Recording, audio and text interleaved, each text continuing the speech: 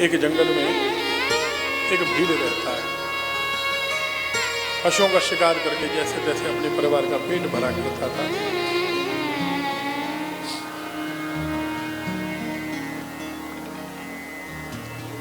एक बार ऐसा हुआ कि 2 दिन तक इसे कोई शिकार नहीं मिला। बहुत सुंदर कथा, आपने शायद सुनी भी होगी। थका हुआ जब अपने घर लौट के आया तो परिवारजन रोने लगे कि हम बहुत भूखे हैं। हमने सोचा आप कुछ लेके आएंगे। तो बेचारा जैसे आया था वैसे फिर लौट गया। एक लोटा ले लिया, उसमें जल भर लिया और घर में कुछ खाने को था नहीं। जंगल में जाके एक पेड़ के ऊपर बैठ गया, उसकी डाल पर लोटा टिका दिया, धनुष बाण तैयार करके बैठा है। कोई पशु आ जाए, कोई पक्षी आ जाए तो उसका वध कर दूंगा। रात का पहला पहर, सौभाग्य इसका ये शिवरात्रि की रात है। रात का पहला प्रहर, एक हिरनी आई जल पीने के लिए, वहीं बगल में एक तालाब था उसका। जैसे इसे धनुष पर बाण चढ़ाया, हाथ हिला, जो जल का लोटा था वो थोड़ा हिल गया, थोड़ा सा जल नीचे गिरा और सौभाग्य देखिए बिल्कुल नीचे तरहटी में एक किसी व्यक्ति ने छोटा सा शिवलिंग स्थापित कर दिया था। बोलो राधे राधे। बेल के वृक्ष की जड़ में जो शिवलिंग की स्थापना करता है उसको हजारों शिवलिंग की स्थापना का पुण्य प्राप्त होता है। बेल के वृक्ष के नीचे बैठाकर एक ब्राह्मण को भोजन कराने से करोड़ ब्राह्मणों को भोजन कराने का पुण्य प्राप्त होता है। एक दीपक जलाने से 1000 दीपक जलाने का पुण्य प्राप्त होता है। ऐसा बेलपत्र की महिमा में बताया शिव पुराण में। जल गिरा शिवलिंग पर, अभिषेक हो गया अनजाने में। हाथ हिला था, बेल के कुछ पत्र गिर गए थे, वो भी सीधे शिवलिंग पर गिरे। पहले प्रहर की पूजा पूरी हो गई और पूजा चाहे अनजाने में उस पूजा का तुरंत प्रभाव हुआ। जब उस हिरनी ने कहा, ये पशुओं की भाषा जानता था, उस हिरनी ने कहा आप मुझे जाने दीजिए, मारिए मत, मैं घर जाऊंगी, अपने बच्चों को, अपने पति को सौंप कर आऊंगी,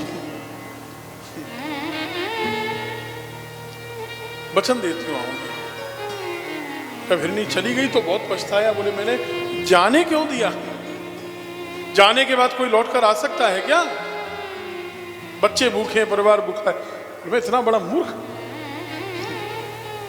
कोई बात नहीं। रात्रि का दूसरा प्रहर आया, दूसरे प्रहर में उस हिरनी का पति आया और फिर वही हुआ। जैसे ही धनुष पर चलाया, बाण छोड़ना चाहता है, जल गिरा, बेलपत्र गिरे शिवलिंग पर। दूसरे प्रहर की पूजा हो गई। उस हिरण ने भी कहा मैं आऊँगा, वचन देता हूँ, बच्चों को, पत्नी को, और मेरी पत्नी की बड़ी बहन मेरे साथ रहती है, उसको देकर आऊँ।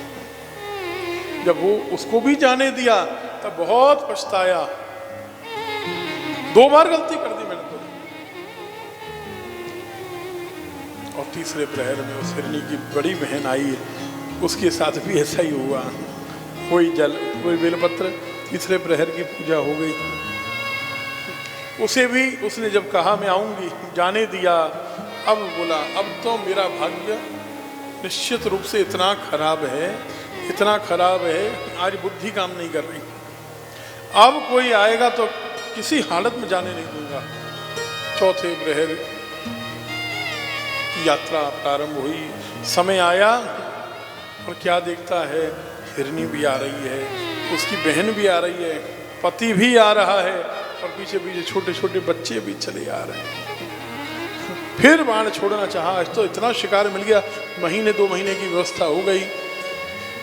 जल और बेलपत्र शिवलिंग पर गिरे, चौथे प्रहर की पूजा पूरी हो गई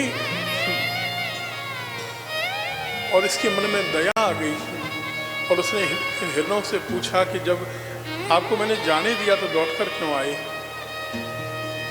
और हिरणों ने कहा कि पृथ्वी कहती है कि हम सबका भार सहन कर सकते हैं, लेकिन झूठे का भार सहन नहीं किया जा सकता।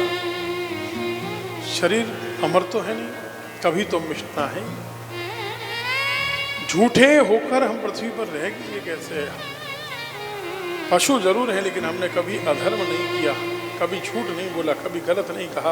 आपको वचन दिया था, हम आ गए। पहले तो इसे गिलानी हुई बहेलिए को कि मैं मनुष्य होकर दूसरे को कष्ट दे रहा हूं, और ये पशु होकर भी अपना शरीर खुद मुझे सौंपने आ गए। उन पशुओं ने कहा कि वीरराज, आप हमें मारकर हमारा मांस अपने परिवार को दीजिए, वो भूखे होंगे, उनका पेट भर जाएगा। शरीर किसी के काम आए, इससे अच्छा क्या हो सकता है? इस बहेलिए ने उन बच्चों से पूछा कि ये तीनों तो वचन देकर गए थे, तुमने तो वचन नहीं दिया, तुम आए क्यों? उन बच्चों ने कहा कि हमने सोचा कि जब अनाथ तो हो ही जाएंगे, कल कोई शेर आदि खाए, उससे अच्छा है कि आपके मनुष्यों के काम में आ जाए। आप हमें भी मारिए, हमारा मांस ले लीजिए। हाथ से बाण धनुष छूट गया, आंखों से आंसू की झड़ी लग गई। दौड़ा, साष्टांग प्रणाम कर रहा है इन पशुओं को। कहता है, जन्म जरूर मुझे मनुष्य का प्राप्त हुआ, लेकिन वास्तव में आपने मुझे ज्ञान कराया है कि मानव योनि क्या होती है। आपने मुझे बताया कि जीव को जीना कैसे चाहिए। केवल अंदर प्राण चल रहे, श्वास चल रही है, धड़कन चल रही है, ये जीवन नहीं है। जीवन तो वह है जो किसी के काम आ सके। जीवन तो वह है जो धर्म की यात्रा कर सके। जीवन तो वह है जहां दूसरे को कष्ट देने की भावना नहीं हो, दूसरे की सहायता करने की भावना हो, दूसरे का छीनने की भावना नहीं हो, अपना भी दूसरे के लिए देने की भावना हो, दूसरे का बुरा करने की भावना नहीं है, दूसरे के लिए मंगल करने की भावना है। आज से तुम सब मेरे गुरु हो गए, और कुछ हो जाए, मेरे और परिवार के प्राण भले ही निकल जाएं, लेकिन अब किसी को कष्ट कभी नहीं दूंगा, अब ये शिकार नहीं करूंगा। अनजाने में शिवरात्रि की पूजा और क्षमा, ये दो गुण आ गए, इसका प्रभाव तुरंत भगवान शंकर प्रकट हुए।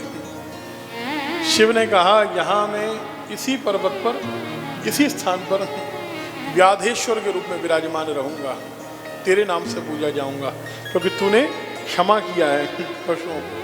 क्षमा से बड़ा कोई गुण नहीं है। क्षमा वीरस्य भूषणम, क्षमा कायरों का आभूषण नहीं है भैया, क्षमा तो वीरों को शोभा देता है।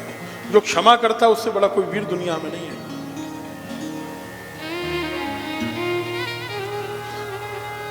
और जो क्षमा मांगे, जैनों में पर्युषण पर्व आपने देखा होगा, वहां तो पर्व होता है क्षमा मांगने का, सबसे मांगनी है क्षमा। गलत किया या नहीं किया, लेकिन सबसे क्षमा मांगनी। क्षमा दुक्कड़म। एक बहुत सुंदर रहस्य की बात आपको यहां बताते हैं।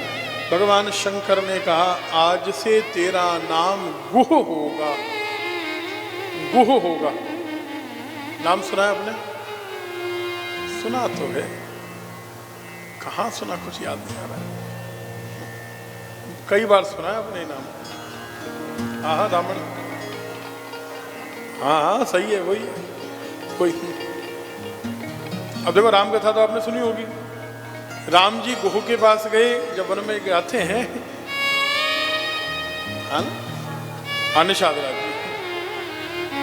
वन में जब जाते हैं राम जी, तब सबसे पहले रात्रि कहाँ व्यतीत करते हैं?